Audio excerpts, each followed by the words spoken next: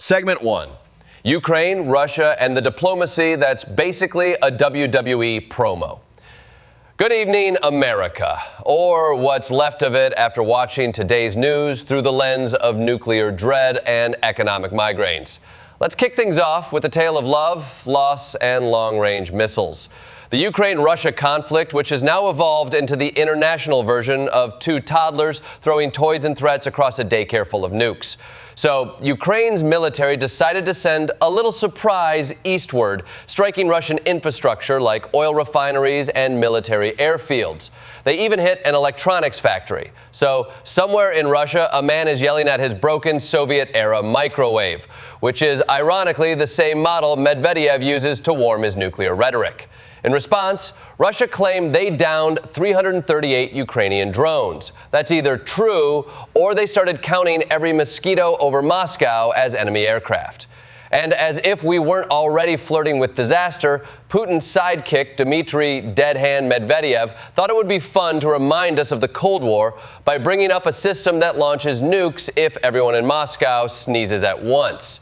And because the only thing Trump hates more than a Russian threat is a metaphor he doesn't understand, he responded by moving 2 nuclear submarines into appropriate regions, which is the military equivalent of when your grandpa parks his RV closer to the neighbor's fence after a dispute over lawn clippings.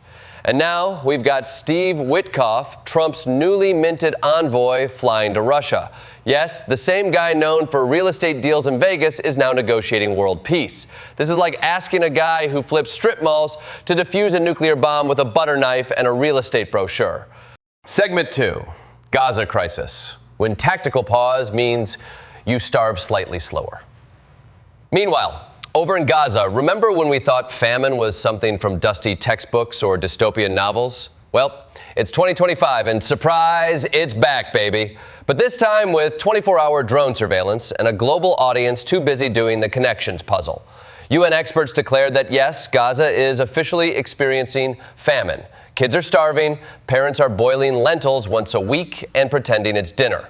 It's so bad, some people are eating nothing but hope, which ironically has fewer calories than a Trump approval rating.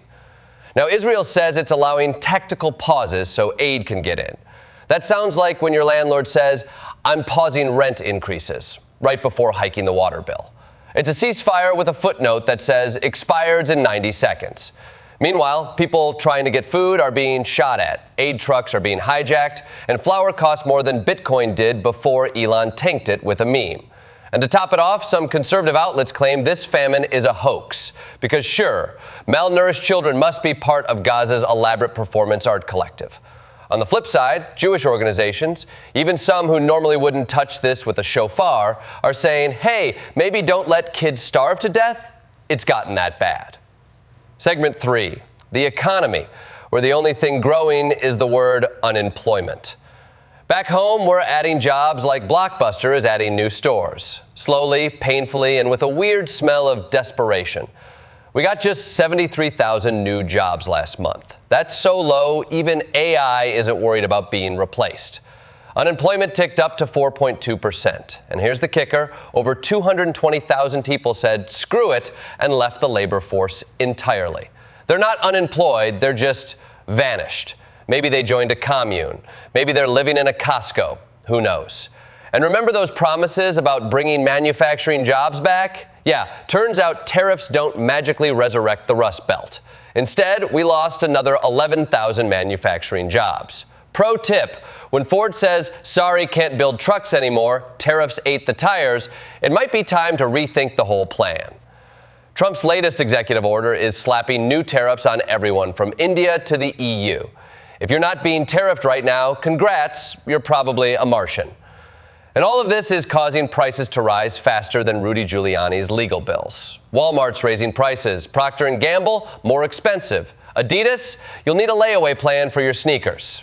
And despite all this, Trump claims it's working, which, in fairness, is the same thing he said about his 4th bankruptcy. Segment 4, Trump versus Big Pharma. The WWE crossover nobody asked for. In an act of pure populist theater, Trump issued a 60-day warning to Big Pharma. Lower your prices or face unspecified consequences. Sounds a lot like every threat he's ever made, from NATO allies to reporters to that one SNL guy who does the impression a little too well. His most favored nation policy says we should only pay what other countries pay, which, great, except other countries negotiate. We just threaten, then deregulate, then tweet angrily when insulin costs more than a used car. And pharma stocks are down, which is either good for consumers or terrible for your 401k. If this keeps up, drug reps might actually have to start bringing coupons instead of branded golf balls to your doctor's office. Segment 5. UCLA gets iced when research meets red tape and a MAGA marker. In higher education news, if you thought student loans were the biggest threat to American universities, think again. UCLA just got a $339 million federal funding freeze slapped on it by the Trump administration. And not because someone misspelled quantum mechanics, but because of, you guessed it, civil rights violations. The administration claims UCLA allowed a hostile environment for Jewish and Israeli students and practiced sneaky race-based admissions. So naturally, the best way to fix that is to cancel grants for cancer research and quantum computing. That's like finding mold in the fridge and deciding to set the whole kitchen on fire. Also, they're mad about UCLA letting transgender women into women's sports. So let me get this straight. We're going to defund science because someone ran a fast 100-meter dash? At this point, Trump's education policy feels like it was drafted by your aunt's Facebook post and a bottle of Diet Mountain Dew. UCLA's chancellor says this hurts students, hurts research, and solves nothing, which is true, but if there's one thing this administration loves, it's solutions that solve nothing and somehow still make headlines.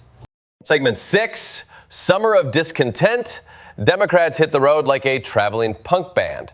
Meanwhile, the Democrats have launched their Organizing Summer campaign, a name that screams either grassroots activism or a self-help book no one finishes. They're going state to state trying to paint Trump's big ugly bill as exactly that, a massive giveaway to billionaires funded by cuts to Medicaid, food stamps, and nursing homes. It's the political version of Grandma's hungry, but Elon Musk got another tax break, so we're calling it even. Mobile billboards are rolling through county fairs, which, smart move, there's no better place to talk about health care than between deep-fried butter and livestock judging. And these Democrats aren't pulling punches. They're pointing fingers, showing charts and saying, hey, those tip tax cuts? Nice, but your hospital's now a Chick-fil-A. Republicans, meanwhile, are doing press events like hostage videos. Their new messaging strategy? Avoid large crowds. Only appear in small, controlled settings. Basically, Republican lawmakers have adopted the behavior of raccoons. No sudden movements, keep out of the lights, and eat trash when nobody's watching. Segment 7. When the jobs report is bad, just fire the messenger. In what can only be described as the worst episode of Undercover Boss, Trump fired Erica McIntarfer, the head of the Bureau of Labor Statistics, hours after the release of a devastating jobs report. Why? Apparently she was a Biden appointee. Yeah, because those unemployment numbers were clearly written with blue ink. Here's the thing, job reports are revised all the time. That's how math works. But firing someone over a bad number, that's like shooting your bathroom scale because you didn't like the reading. Although, to be fair, that is how I got through quarantine. Trump says he'll replace her with someone more competent and qualified, which is code for owns at least one MAGA hat and a copy of Rich Dad, Poor Dad. Segment 8. Back to Gaza, now with extra hypocrisy. Let's revisit Gaza for a second because the situation hasn't magically improved while we were talking about tariffs and firing statistics nerds. International outrage is growing, and even typically apolitical Jewish organizations are stepping in, saying, hey, let's feed the kids before we debate geopolitics. And on the other end of the spectrum, some conservative outlets still insist the famine is a hoax. Right, because 5-year-olds wasting away in real time must be part of an elaborate deepfake created in Adobe Starvation Suite. Even the humanitarian airdrops are being hijacked. Aid trucks are looted. Distribution points are war zones. Imagine trying to pick up bread for your family while also dodging snipers and price gouging warlords. It's like DoorDash in the apocalypse, but worse. This isn't just war, it's starvation as strategy. And while leaders debate whether to allow a few more trucks through, actual people are running out of time. Segment 9. Meanwhile in space, because Earth is a dumpster fire. Here's a break from the nightmare. 4 astronauts were successfully launched to the International Space Station by SpaceX. That's right. While Earth teeters on collapse, 4 lucky humans got to yeet themselves into orbit, where at least the Wi-Fi is better and there's no CNN push alerts. Meanwhile, Boeing's Starliner is still grounded. It's the millennial of spacecraft, full of potential but can't get off the couch. NASA and Roscosmos are still cooperating, which is shocking considering we're 2 tweets away from World War III. Apparently, we can still be friends in zero gravity. Also, Google lost an antitrust battle to Epic Games, meaning the next Fortnite skin might just be a giant dancing Judge Gorsuch. And in other corporate faceplants, Tesla was ordered to pay $240 million in an autopilot crash case. That's a lot of money for a feature that apparently believes stop signs are optional. Segment 10, Colombia, Lesotho, and a lawsuit so confusing it's actually meta. Columbia Sportswear is suing Columbia University because people can't tell the difference between a hoodie and a degree.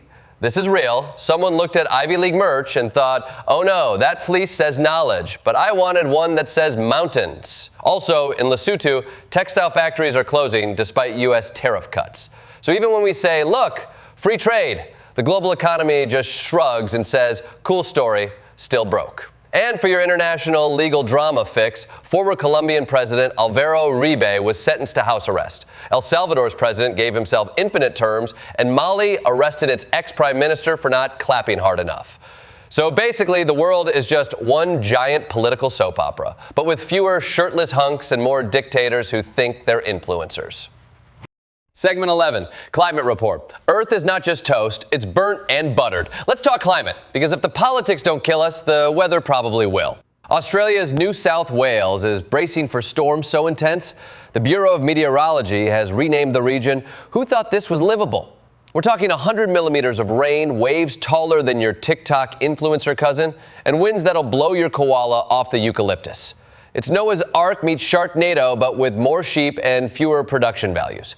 And up in the Nordics, there's a heat wave so intense you'd think the sun took personal offense to IKEA. Oslo is apparently a sauna now, and reindeer are considering therapy. Scientists are calling it unprecedented, which in 2025 means Tuesday. Oh, and some artist built a miniature model world to raise awareness of climate change. Cute. Nothing like a tiny globe melting under a heat lamp, while the real one does the same thing, but with more billionaires insisting we just innovate our way out. Segment 12, baseball at the Speedway and other sports where nobody knows the rules anymore. In sports news, Tennessee's hosting its first MLB game at Bristol Motor Speedway. Because when you think America's pastime, you think fast cars and stadium nachos with a side of tire rubber. This is part of MLB's new strategy. Take the game where the fans already are, confused and holding Bud Light tall boys. Also, Wrigley Field is hosting the 2027 All-Star Game. Finally, something historic happening in Wrigley that doesn't involve heartbreak and beer tears. And in D.C., the Washington Commanders are inching closer to a full return to the Capitol. Early council approval means that after decades of being a football team with commitment issues, they might actually settle down. It's the rom-com we didn't ask for, but here we are. Segment 13, the worst case scenario, highway shut down by meat tubes. In transportation news, because clearly we needed one more example of American infrastructure being completely unprepared for sausages. An entire Pennsylvania highway was shut down by a hot dog spill. Yes, thousands of wieners took to the streets like it was the Oscar Mayer Hunger Games. Police described it as a logistical nightmare, while commuters described it as Tuesday in Philly. Now, we're not saying this is a metaphor for the country, but honestly, when your roads are gridlocked by processed meat, maybe it's time to rethink the national diet and the entire supply chain. Segment 14, NYT Puzzles, your cognitive escape hatch from literal hell. And finally, the one source of peace in this cursed timeline, the New York Times puzzles. Connections puzzle number 783 asks players to find patterns in random words, a skill that would be useful for every politician trying to explain their economic plan. Strands puzzle number 517 had the theme pretty as a picture, and the spangram was, wait for it, phono editor. It's almost poetic. While Gaza starves, jobs vanish, and Earth bakes like a Pizza Hut lunch special, millions of people are staring at their phones trying to figure out which words mean lip filter. But here's the thing, that's not stupid, that's survival. We need little victories. even if those victories involve screaming, "No, that's not a category," at your cat while doing the Wordle. Because when the news is this bleak, and the best case scenario is maybe the submarine was just a gesture, sometimes it's okay to retreat into a grid of hope where ding means you still know something. And in a world of dead hands, hot dogs, and orbital diplomacy, that's a damn miracle. Segment 15, conclusion. The world's a dumpster fire. Also, happy Saturday. So, to sum it all up, August 2nd, 2025 brought us international saber-rattling, literal famine, collapsing job markets, hot dogs shutting down roads, and the only people making sense are crossword puzzle designers and maybe one astronaut who forgot to come back. Trump's juggling nukes, pharma prices, and research grants like flaming chainsaws, while Democrats are touring the country in vans like a political Scooby-Doo gang screaming, "Republican hypocrisy." And the monster is, of course, Medicare cuts wearing a billionaire's cape. The world is scary. The news is exhausting. But if you've made it this far, you probably still believe jokes matter, information matters, and puzzles can, somehow, be a refuge. Stay skeptical, stay curious, and stay connected. Even if that connection is just you, your screen, and a desperate attempt to guess the last connections category before work starts. This has been Klepper's Corner. I'm Jordan Klepper, and yes, I too am doing today's Strands puzzle. The theme is Surviving 2025. Spoiler, no one gets it on the first try.